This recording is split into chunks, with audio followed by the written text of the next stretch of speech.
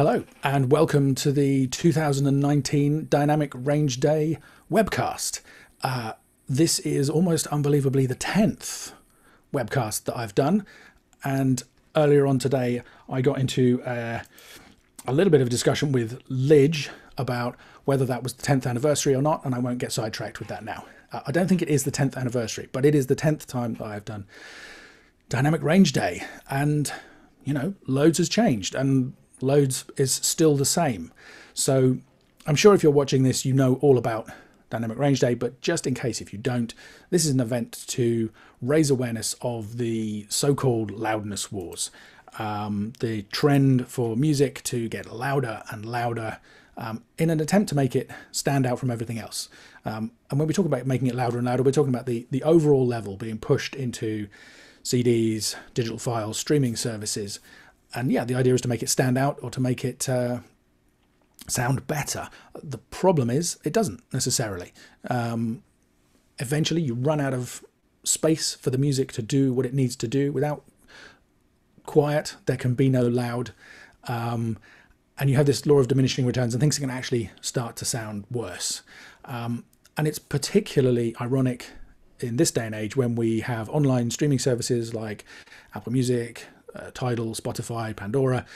In order to improve the user experience, those services turn the loudest stuff down to keep the levels more consistent. So no matter how loud you make it on the way in, it's not going to sound loud on the way out. Somebody today sent me a link to a piece of music that was being turned down by 12 decibels on YouTube.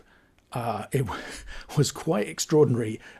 It still had recognizable lyrics and musical elements, which actually is quite impressive. But, you know, that's a whole 12 dBs. I mean, that's like 4 times the power or something that they could have used for something else other than just distortion and mess. So, before we get going, I'd just like to ask you to please share a link to this video wherever you're watching it. Could be on the Dynamic Range Day website. There's a live button in the menu at the top where this YouTube video is embedded, or you might be watching it directly on the YouTube page. It'd be great if you think you have friends in your social media circles who would be interested in this as well. Please do share the link. Let them know that you're watching it. That would be great. Thank you. So I'm going to tell you a couple of good news stories this evening on the topic of the loudness war and raising awareness of the issue and progress that's happened.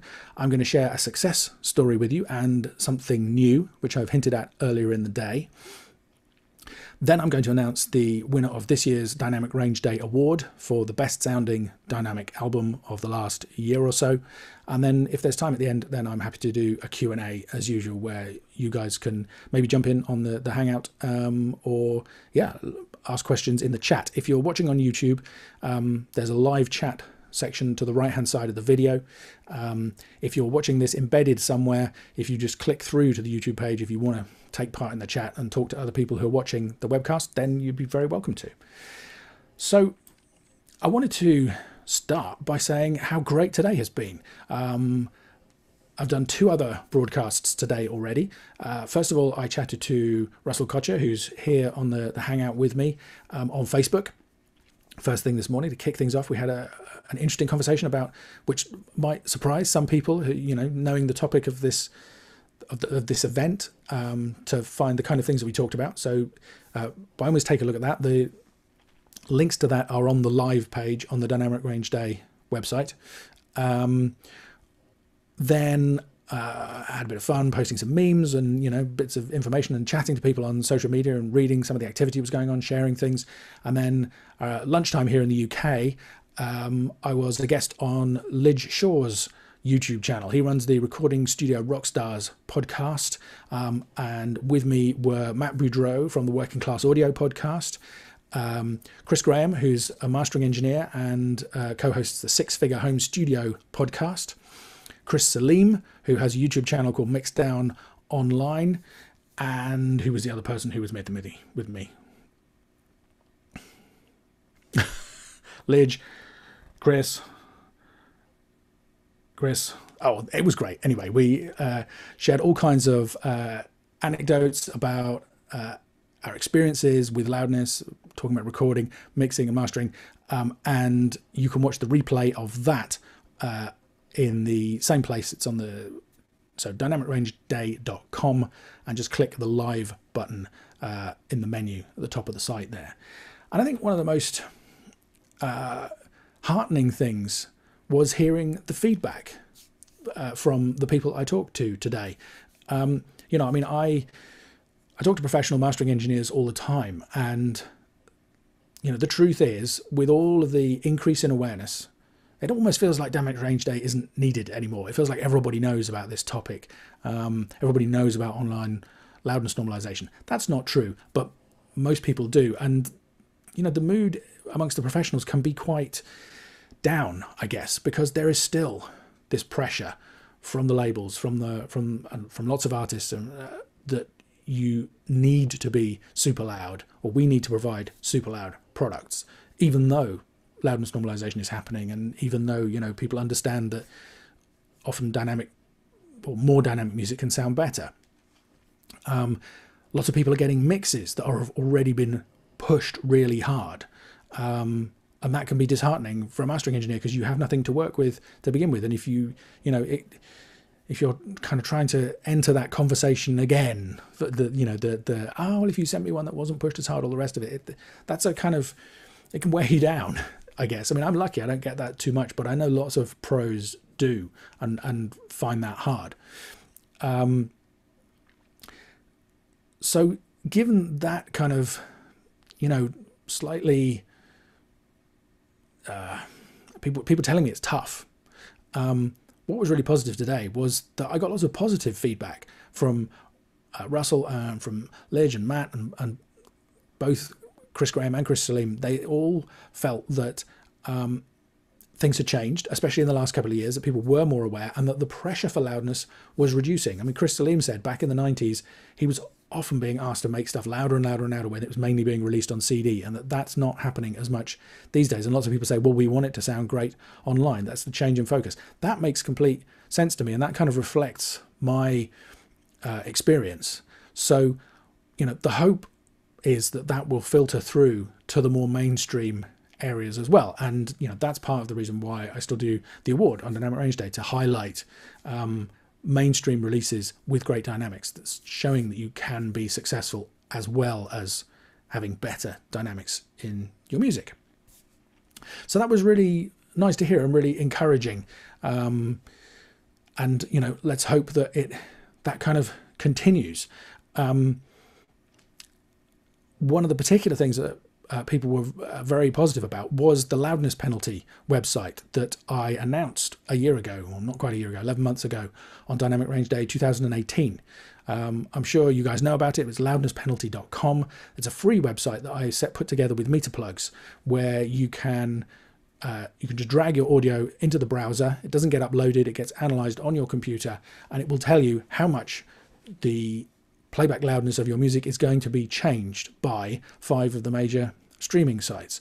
And I had fantastic feedback on that. I mean, over the course of the year, and also from the guys that I talked to today, saying they use it regularly, they find it incredibly useful. It's helpful persuading clients that it's safe, if you like, to release more dynamic versions. If you use the preview function on the website, and you can show them that your dynamic master stands head and shoulders against their favorite reference material when they listen to it on YouTube or wherever, that's a really powerful persuasive tool. And that was great to hear as well. So I'm going to return to the topic of loudness penalty in a little while, because it's related to the thing that I hinted about. I'll just tease you a little bit longer with that. I said I was going to share 2 pieces of good news. They're pretty simple. The first one is that Deezer now use loudness normalization, roughly minus 15 LUFS for people who are keeping track. So somewhere in between, a little bit louder than Apple Music, or Apple Soundcheck, I should say, a little bit lower than some of the other stations. It has a volume control like Pandora, so I think pretty sure that that value is with the volume cranked all the way up, so it even defaults a bit lower. So that's great news. I mean, I'm still holding out for SoundCloud and Beatport to take the step, because I think those are the kind of the last places where, if you like, it's a valid excuse for loudness, where people, it can still be a problem if people's music is a lot quieter than what they're trying to, I don't want to say compete with, but if you're being put in a playlist next to something that's a lot louder, that can be discouraging, and that can be a big driver of the push for loudness. So that's a really positive piece of news. We've got another major streaming service using normalization, enabled by default, I believe.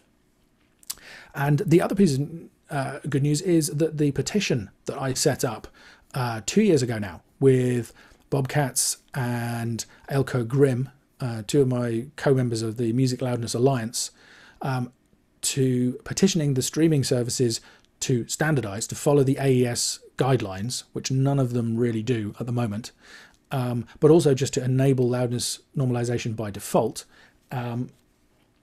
has reached over 10,000 signatures. I checked earlier on today, we had 10,140 signatures, which is a fantastic result and a fantastic number that we can now start to shout about a bit, and kind of point to as it feels like a real milestone that many people feel strongly enough about this issue that they have signed the petition. So if you're one of those people, thank you. If you haven't yet signed the petition, would like to, head over to dynamicrangeday.com. There is a petition button in the menu there that you can click, so that you can sign the petition as well. And here in the UK, we just had a petition that almost 6 million people signed, and it's not having a huge amount of an effect. So I can imagine there's some skepticism about petitions, but I think, all the positive evidence we can show to people. I mean, the other thing to say, another positive thing, is that I'm a member of various groups kind of working in the technical area now on the subject of loudness, and they are talking to engineers and people at all of these streaming platforms about normalization. They're engaged. They want to know how they can do it best. They want a great user experience. They want the music to sound great. After all, if your business is streaming music to people, you want to do that well. So it's all very positive. I'm very optimistic, despite the fact that there's so much stuff out there that is still just pushed so much harder than it needs to be.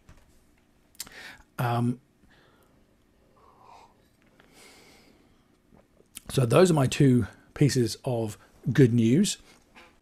I said I was going to tell you about a success story, and I've already mentioned that. That is the loudness penalty website. I'm really proud to be involved with that. We wanted it to be useful for people. We wanted it to be shareable, which is why it's free. And we also wanted it to make a little bit of a ruckus. I mean, we deliberately chose the name Loudness Penalty because it was a little bit controversial. We wanted to get people thinking. We wanted people to kind of go, what? Why is it a penalty? And because the reality is, if your music is turned down by 4 or 5 dBs and it still sounds good to you, everything's fine. There's no reason to be concerned. On the other hand, I feel like that's an opportunity that you could put a bit more dynamics back into your music. But yeah, we chose the name to be a little bit controversial, and it has started conversations. Every day I see people answering questions about online loudness by posting a link to the website, and it's sparked some really healthy debates, which is exactly what we wanted to do. So I'm very proud of that, and I'm very happy that that's come about. And I'd just pause for a second and say, I'm talking a lot about normalization and streaming. The reason is that I genuinely think that's the big change that we've seen. 10 years I've been doing Dynamic Range Day, and in the last 2 or 3, maybe 4 years, really I've seen this sea change where more and more people are becoming aware of the issues. And I think that change is because of online streaming, and because of the normalization that's being used. And it's not that the streaming services did that because they want to fight the loudness war. They just did it for the user experience. But that change reflects back on the way that we hear music and the way that we respond to it emotionally, which is what it's all about. And that makes people ask questions. Why does my music not sound as loud when I upload it to this service? Why does it not jump out as much. You know, why does it? People think that their music sounds more compressed and limited when it gets onto these streaming services. None of the streaming services are compressing or limiting loud music. They all just turn loud music down. What people hear, it was what was actually there in the first place. They're just not being fooled by the loudness anymore. So I know I talk about this topic a lot, but I think it's fundamental. So now I can reveal the little thing that I've been hinting at recently.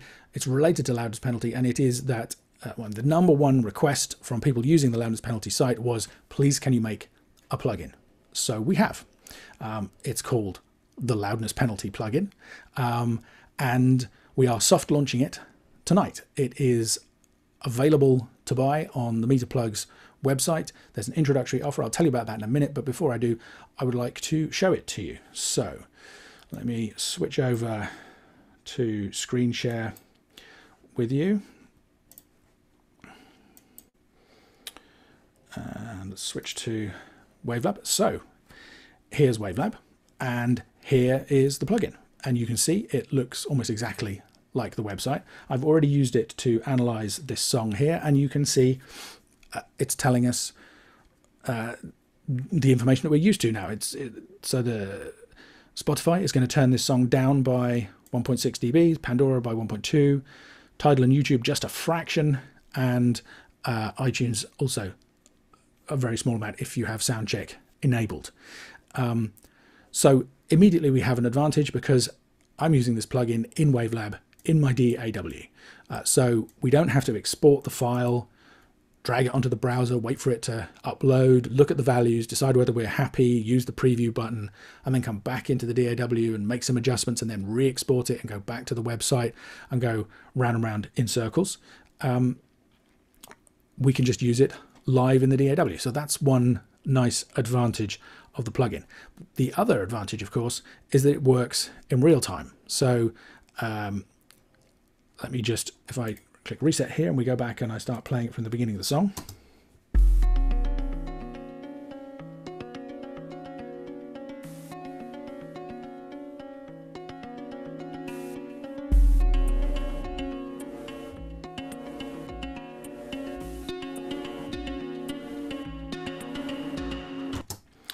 So you can see that's a quiet introduction. So if the whole song was that quiet, then Spotify and Pandora and iTunes would all decide to turn the song up.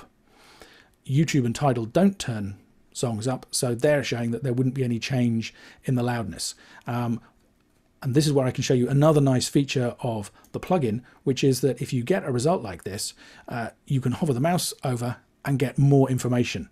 So here we can see, I don't know whether the text is visible on the YouTube stream, but this song at the loudness of that introduction could be increased by 6.6 dBs without causing a penalty on Tidal. On YouTube, it could be increased by 8.3 dBs without causing a penalty.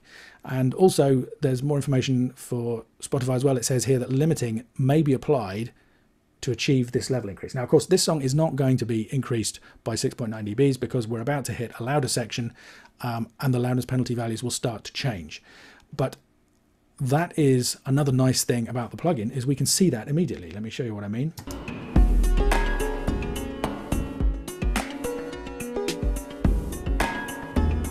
So you can see the levels starting to fall now that the music is louder.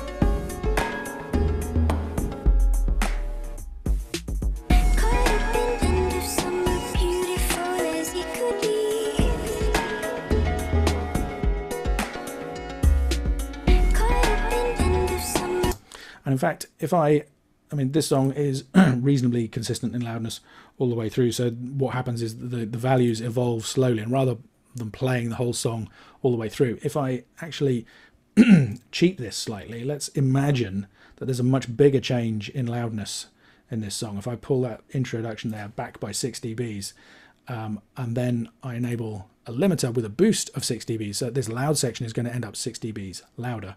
I'm also going to enable some multiband compression because I just can't bear the sound of that much pure limiting. Now let's see what happens to these values as I play through from the quiet to the loud section of the song.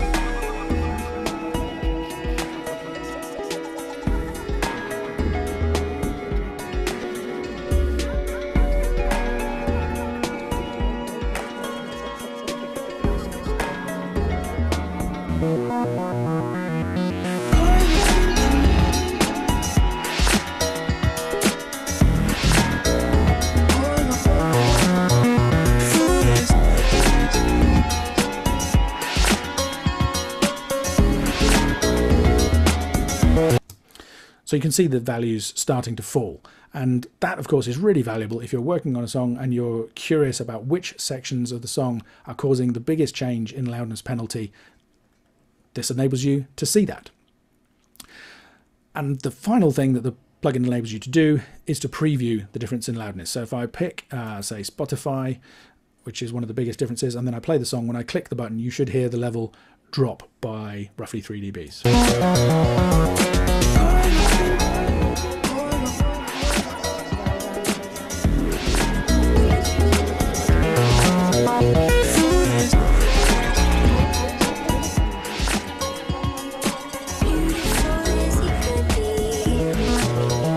And you can see I can also enable an auto gain feature which tracks the changes in the preview loudness. So for example,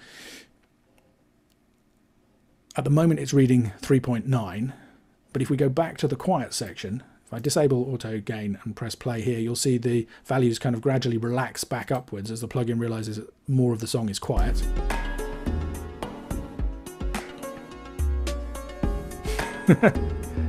Or possibly not.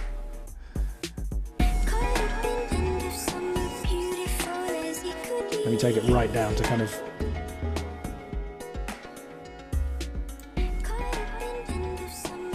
You can see the levels starting to increase, but we're still hearing the previous preview level on Spotify, and at a certain point the values here will start to turn orange to show me that I need to refresh it. Now I could click on Spotify, there you go, that's a big enough change there that the plugin is advising us to update the preview level.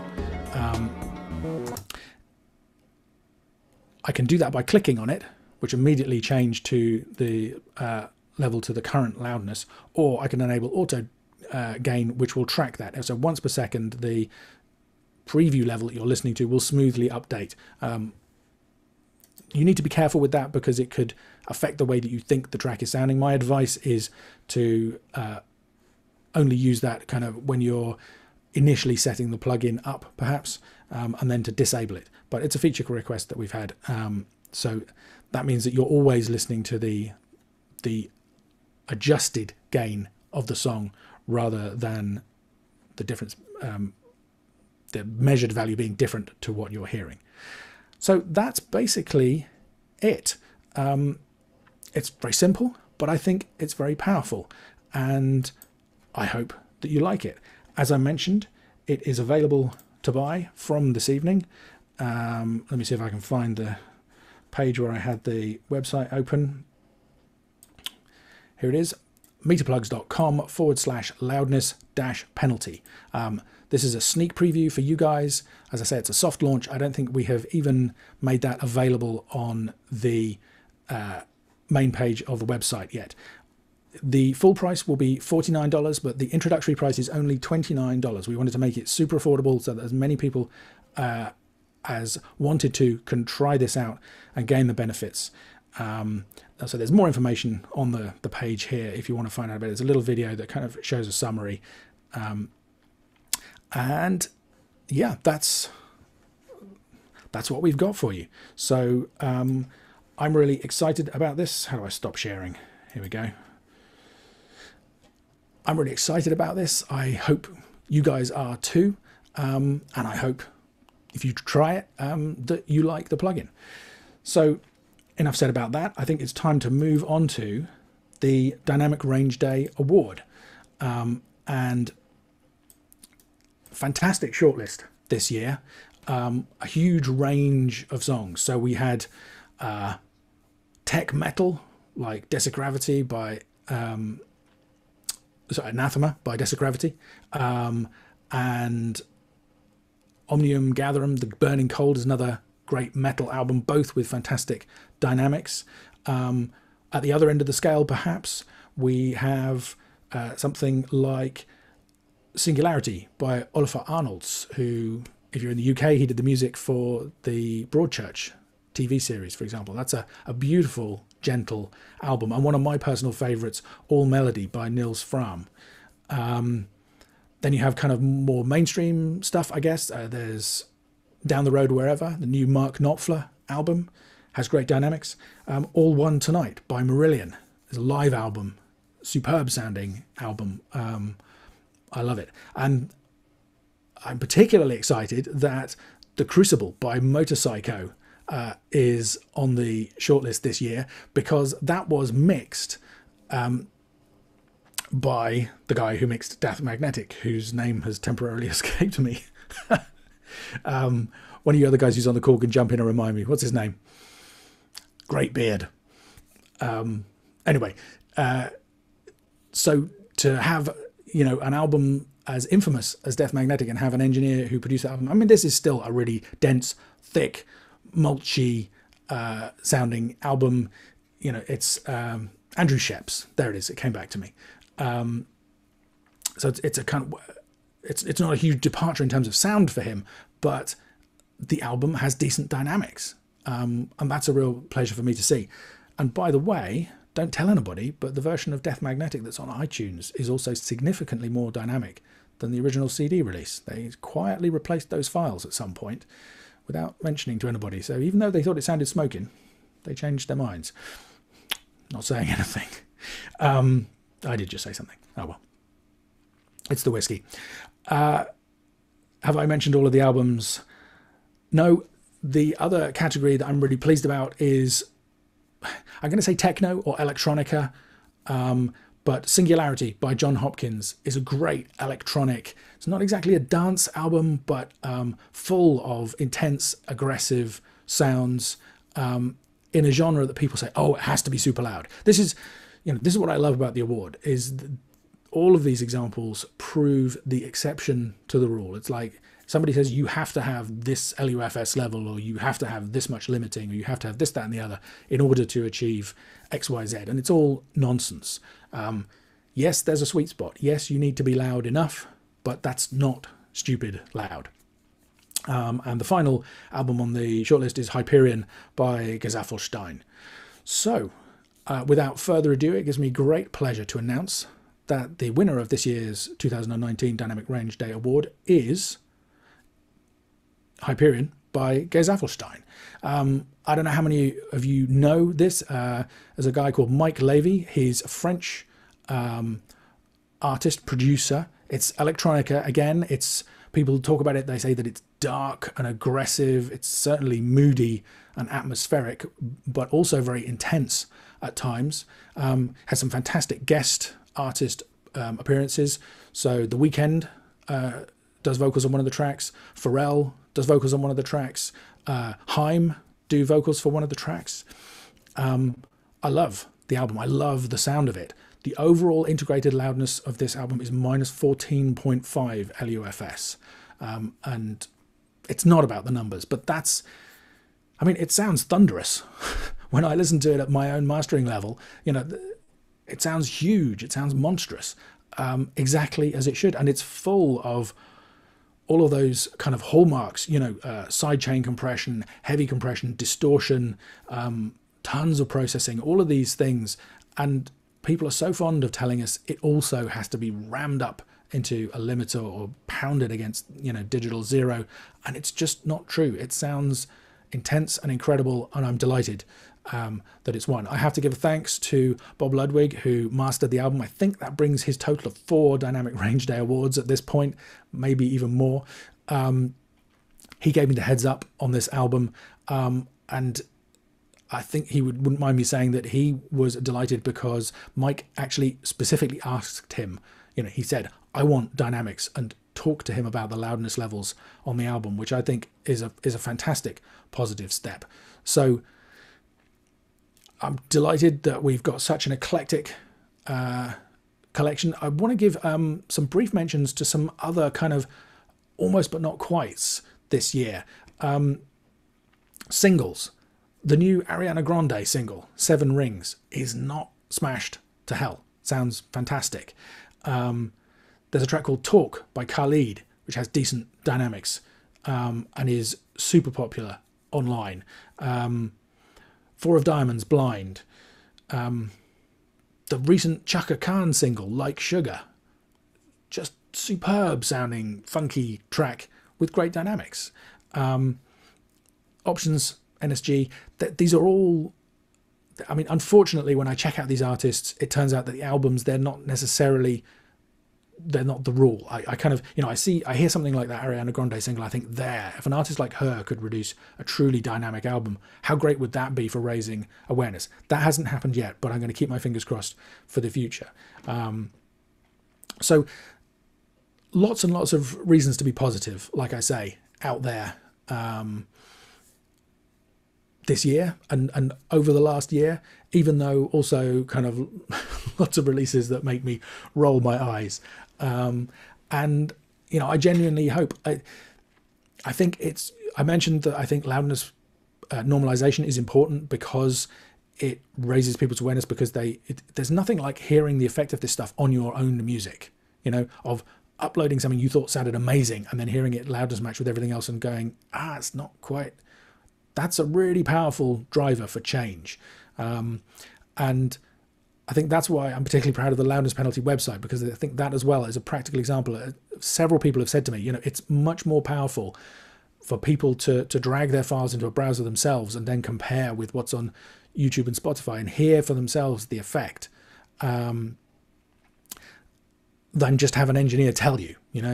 Who wants to listen to some guy in a studio lecture you about how, it would be better if you'd done this and you should have done that? But if you just try it for yourself and can hear the effects, that's really persuasive, and that's what I'm optimistic about. And I hope that the plugin is the next step in that process. I would love it if it goes viral. I mean, if you're watching this, if you like the idea of the plugin, if you're interested in trying it, please do.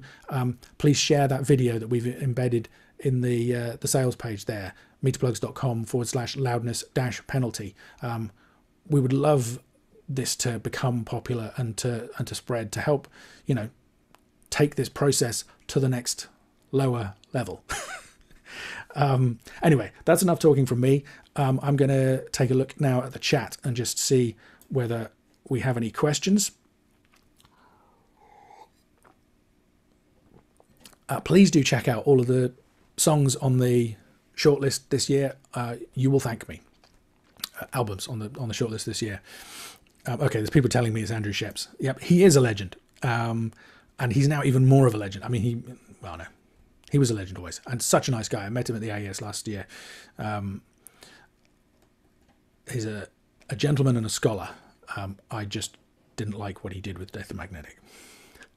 Okay, let's have a scroll through here. People saying hello. People all over. Norberto in Mexico. Hi, Norberto.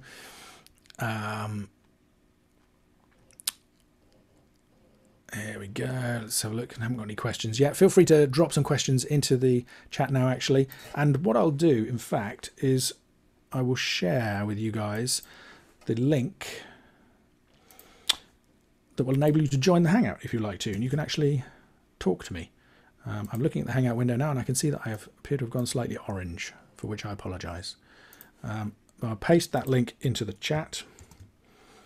There we go. Oh, I can probably stop myself being orange, actually, thinking about it. How's that? That's a bit better. Let's have a look for some questions.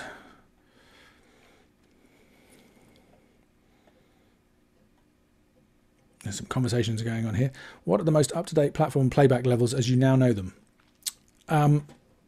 See, that's tricky because only Tidal is using LUFS. So if you want an overall value, it's YouTube is -13, Spotify and Tidal are -14, Pandora is -16-ish, iTunes is -16, Deezer is -15.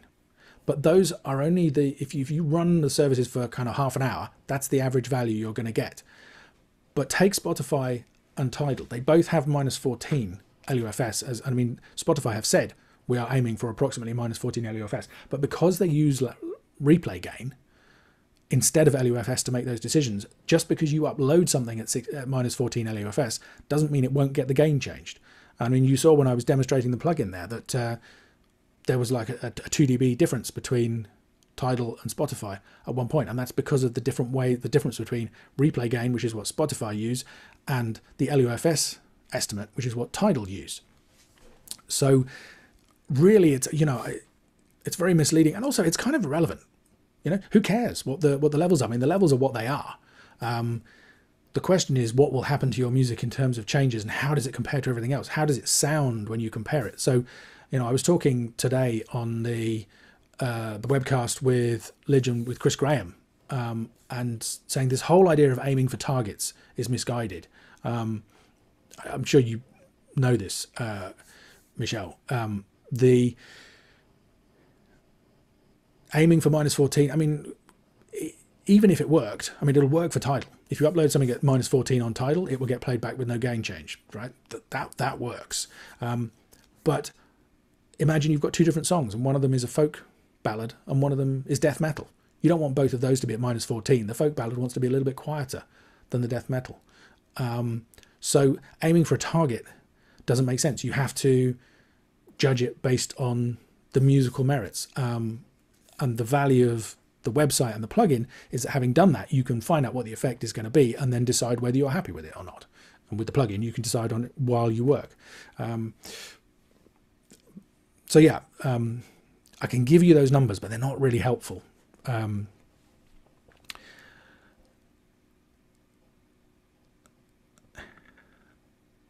Michelle says, yeah, electronic music is so powerful and hard to convince clients with the dynamics. And that's why I hope that examples like the John Hopkins album and the Gesaffelstein album will help move the needle.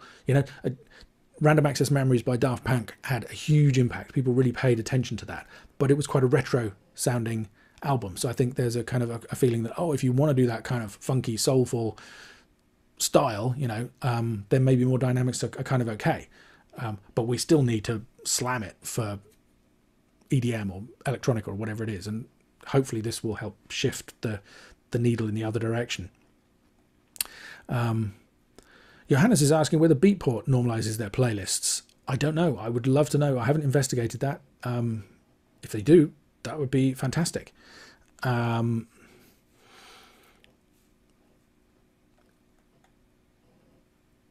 Steve says, hooray, another useful plugin. I'm glad you like the idea. White Sea Studio. This has to be snake oil tested. That's an interesting idea. This is amazing. Take my money. Fantastic. I'll very happily take your money. Andrew Sheps. Okay. At some point, can we talk about how EQ and tonal balance can affect dynamics? I didn't notice this until I bought Dynameter. See, that's interesting, and it depends what you mean. I don't know that it affects... EQ affects the way that we perceive dynamics. So, for example, if you... lots of people can take... reduce the amount of bass in a master in order to achieve a higher loudness, because bass is one of the first things that makes things distort and makes music pump when you're processing it and compressing it. So the strategy is to reduce the amount of bass, and then you can push it harder without those negative effects. The downside of it is that you have less bass. The interesting thing is if you take that mastered signal and then put more bass back in, it can end up sounding more dynamic, because a lot of the impression of the impression we have of dynamics is from that impact, that pounding, the feeling it in your chest, the trouser wobbling effect, when you're in the front of the bass bins, and it's just, you can feel it. You take the frequencies out, you don't feel that effect. You put the frequencies back in, you hear it again. But of course, if you do that without reducing the loudness, it will then clip and distort. And actually, probably you won't feel those effects, because clipping on bass sucks all of the energy and the life out of it, hard digital clipping. So then you have to reduce the level. So EQ and dynamics are certainly related. But, for example, if you have a lovely dynamic country tune, and you squash the dynamics down and you then apply EQ, maybe you can make it feel like a little bit of the life has come back, but you can't ever undo the compression. So in that sense, EQ doesn't affect dynamics. And I remember I caused some controversy years ago by publishing a video that tried to demonstrate that the vinyl release of Daft Random Access Memories by Daft Punk wasn't actually more dynamic than the CD, which I knew for a fact because they were made from the same master. I read an interview by the guy who produced the masters, and he explained, even the vinyl came from a high-res digital master. So it's not possible for the vinyl to have more dynamics than that digital master. How could it? If you take the dynamics out, you can't then put them back. But people felt that it sounded more dynamic because the EQ response was different. And I'm not entirely sure whether that was due to the vinyl cut or whether it's due to the EQ balance of people's vinyl being played back or added distortion, whatever it is. There are all kinds of changes that happen when you cut stuff to vinyl, but it's not adding back in genuine dynamics. So yeah, the two are related, but it's a complicated relationship. I don't know whether that's helpful or what you meant. Lots of questions coming in now. I hope I'm able to answer them. Should I master songs for CDs and a different one for streaming? I don't, because I think, however much people complain about the different loudness levels online, I think actually the values that have been chosen are relatively sensible. YouTube is a bit loud, but even for YouTube, I'm very happy that the stuff that I master translates to online without having to think about it. I mean, it's ironic, right? Because I produced the Loudness Penalty website and Dynameter and now the plugin to help people get better results mastering their music. I don't actually have to use them. I can just master music, with the monitoring calibrated and using my usual methods. And I know that I'm going to get a loudness penalty that I'm happy with,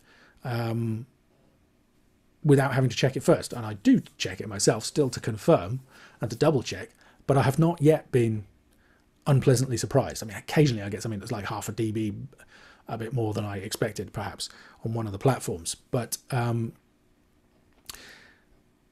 so yeah, it's ironic that I'm producing these kind of tools that put numbers on all of these things, and actually I do it by instinct and I do it by feel. But what that means is what I feel sounds right in terms of mastering.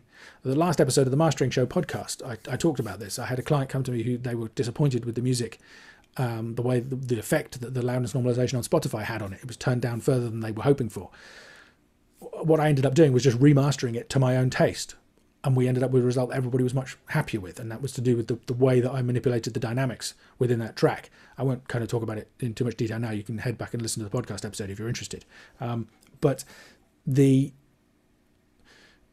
So I would be perfectly happy with that version for streaming and for CD.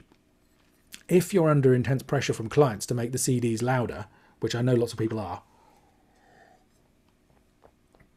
then yes, I think it's a valid approach. I would personally prefer to not kind of go beyond what I felt was the right thing for the music. I would prefer not to do that at all. But if I'm under huge pressure, then maybe doing it just for one format would be an acceptable solution. But it's just a shame. I was talking on one of the other webcasts earlier today about the Janelle Monáe album, Dirty Computer. If you compare the version of that that's on YouTube with the whole album is on YouTube with it's kind of a concept album, if you like, with a video that plays all the way through. But you can also listen to it on Apple Music, and the Apple Music version is 3 dBs, maybe more louder, and the version on YouTube is already right in what I would consider the sweet spot, a little bit on the loud side, but I'm very happy with it. So the CD, I just feel it's a shame. It's like, why did they have to push it? You've got a higher resolution format than, you're in a situation where the YouTube data compressed, lossy AAC stream sounds significantly better to me than the CD because it's got more dynamics. That's crazy. So yes, you can do that, but I would fight against it if you well, not fight against it. I would try and persuade people not to do that if you can, because I think as well, this is a point that Russell made earlier. It's a case of future-proofing.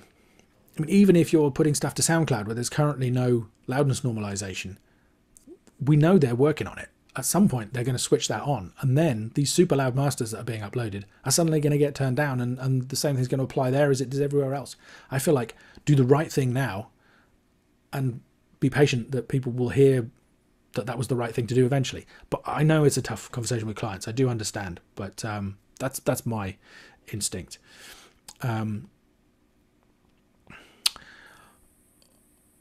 Floor is Lava Productions says, what do you think about the latest Stephen Slate update on the Slate Facebook group about the FGX being the most transparent limiter? I'm not going to go into it in huge depth. It's not a limiter. It's a clipper. It's an intelligent clipper, but it's a soft clipping tool, not a limiter. That's one thing. The other thing is that Stephen means something different when he says transparent than I do. Which is, and I think that's where he's a great guy. He's passionate. He genuinely believes this stuff, and that the tools that he's creating are the best they could possibly be and the best option for us to use. I don't use FGX at all, because whenever, there's no improvement. As soon as I push the loudness any louder than I might otherwise do, it starts to distort, because that's how it works, right? It restricts the levels in the peak levels, but it retains the sense of life and excitement, or this is what it's meant to do. It's meant to retain the sense of excitement and life from the original by adding carefully tailored distortion. Because if you're not going to use limiting, you have to, even limiting is technically a distortion of the signal, but there are different flavors. If I have an objection to, say, something like the ozone limiter, on lots of settings it sounds too clean. And it just doesn't kind of have any character to it at all. If I'm going to use limiting for anything more than a dB or two, I like it to have a musical quality that works for me. Ozone is kind of too transparent, if you like. Whereas Stephen would say that it's not transparent because it effectively kind of softens the music a little bit, right? The process of limiting is softening the transients and all the rest of it. He prefers the distortion that the FGX adds, which is, subtle and carefully chosen. I don't want to, I'm not trying to slate the product. But like I say, he feels that's more transparent because when he compares it to the original, it still has that same excitement. You remove the transient dynamic excitement or reduce it, but by shaping the distortion that's there in the product, the result afterwards, he feels that you retain some of that excitement. Whereas to me, I just feel that's not acceptable unless I deliberately want to. If I'm working, I sometimes use soft clipping, and if I decide to add it, then I'm looking for a particular flavor, and that's not because I want to make it loud. It's because I want to change the sound, and I think that's probably enough on that topic. Herb says one of the biggest problems may be that people kind of learn to like the sound of heavily compressed music and limited music for 20 years. I think that's certainly true. Steve says, have I had a chance to watch What Loudness Level in 2019 by Streaky? I'd be very curious to know your opinion. Thanks. So in that, Streaky says something that people are finding a bit controversial, which is that if you're not pushing the levels to -8, it doesn't sound professional. But actually, I disagree with that, clearly. And the shortlist of the award proves that there is, if he's going to say that Bob Ludwig's master of the Gesaffelstein album is not professional because it's not hitting -8 LUFS, he's crazy. I don't think he would say that. I think actually the video makes a valid point, and it's a shame because it just gets a bit muddled and it gets a bit lost in the telling, because he starts off by saying something that I agree with, which is that pro mastering engineers don't aim for a -14 LUFS target. He's absolutely right. I don't aim for a target at all. I have an idea of where the loudest moments are going to be, and I shape everything else musically related to those, but it's not like I'm kind of going, oh, I want this song to be -14 or this song to be -10 or anything like that. When I measure the masters afterwards, they tend to fall in the -10, -11, down to -14 or -16 for really quiet stuff. But that, I'm not aiming at that. I'm not mastering targets. So in that sense, I agree with him. However, he then kind of spoils the point by saying, actually, people are constantly asking me for this sound, which I only achieve when I get it up to -8. And so suddenly he's saying he does use a target. So, I think it's confusing. And there are also people who say to me, well, what I'm saying is misleading. They're saying if you aim for -14, you're not going to get the sound that people want to emulate. And that's true. If you're trying to emulate a -6 LUFS master, you're not going to achieve that sound aiming at -14. Or actually you could, but it's...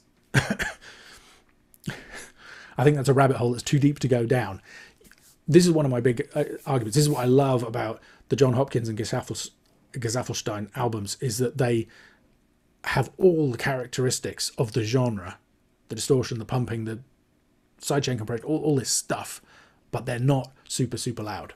And they prove to me the point that I'm making, which is you can achieve the sound without also ramming the levels. The absolute level doesn't have to play into that factor. So I fundamentally disagree with that part of what Streaky is saying. I hope that makes sense.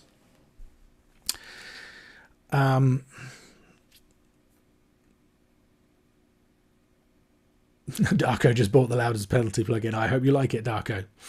Johannes is agreeing with me. He says he hardly ever does different versions for CD and online. Oh,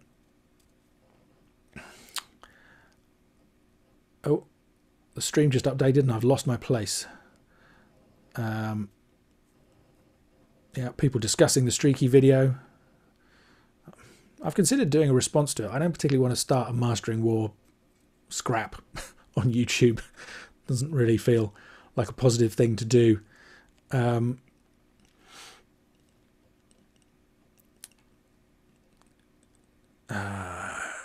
Lots of discussion rather than questions. It's all good.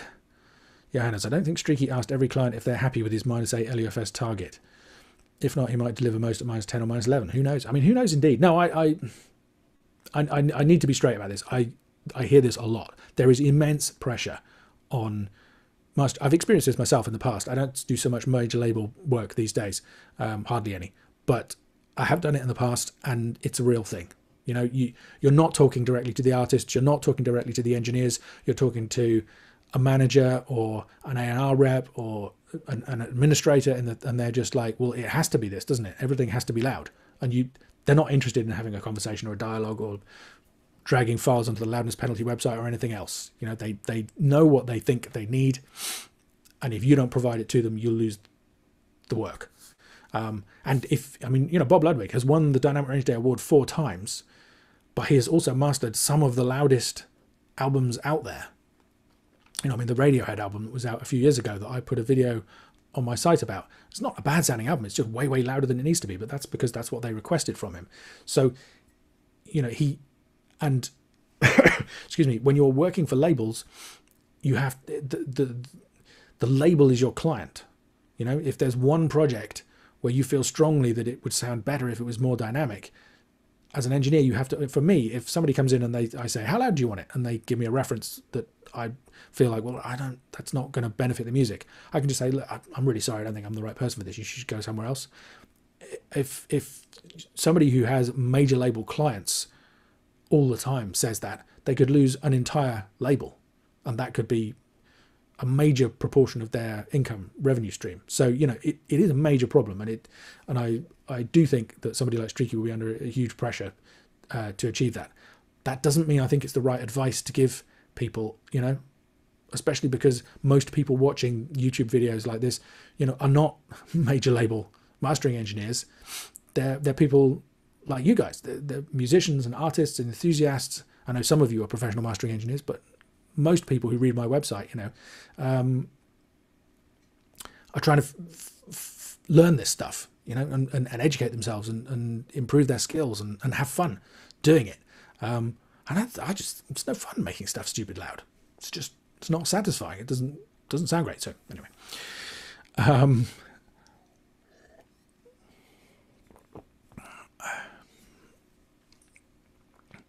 Steve says another interesting video with Brian Lucy where he says that basically loudness becomes part of the sound. That's kind of what I've been saying. I disagree with that. You can't prove it. You have a master, you don't have the source. Typically, it's examples like that's why I was so pleased to find that Janelle Monáe album. A, I love the album, but B, that's a classic example where you can't argue that the CD was the artist's vision, because the artist's vision is on YouTube. That's her show there. That's the kind of the ultimate presentation of that music in that video. A 45 5-minute, whatever it is, concept album video representation of the album. You know, you can't say that's not what she wanted as an artist. So then the question is, well, why was that done to the CD? But that's unusual. Most times you're looking at the finished product and somebody tells you that's the artistic vision. Well, you have to accept their word for that. I wonder, my instinct is that it's not. Whenever I request for a client who sends me a super loud mix and I ask for a more dynamic version, I can do a master that has all the qualities they liked about the super loud mix, but sounds even better, and that they're even happier with, and everybody's happier with. That experience makes me feel that the same is probably true of all of these big name acts who are insisting on super loud results.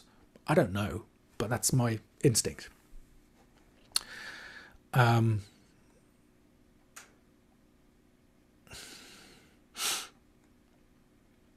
think we're getting towards the end. Steve says, I seem to remember that Bob Ludwig revealed on Ian's podcast that some artists ignore his advice. Yes, in fact, he mentioned that. That was on an interview that I included in the Dynamic Range Day broadcast. I'm going to forget which year it was. It wasn't last year, because that was the... anyway, yes. If you search for the Mastering Show, Bob Ludwig, it's short and sweet. He only had 10 or 15 minutes where he could speak to me, but that's one of the, and that's one of the things that I find crazy. You know, if you hire Bob Ludwig to master your album, and he says it would sound better with more dynamics, why would you not take that advice? I understand why. You guys know how it is.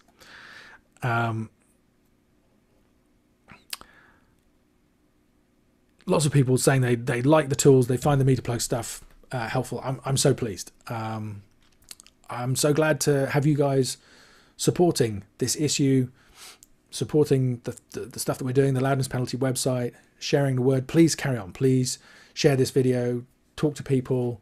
You know, we've now got this situation where the stuff that's arriving at the mastering studio is already too loud. So